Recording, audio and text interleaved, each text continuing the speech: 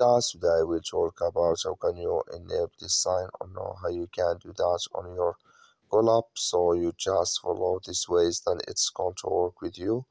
So all you have to do, so you just go here, you go above your photo profile, click on it here.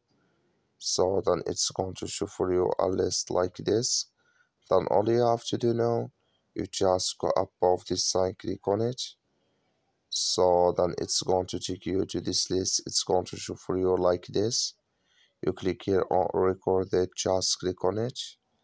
Then it's going to take you to disappear. Then you go down, you come here to increase call volume during recording.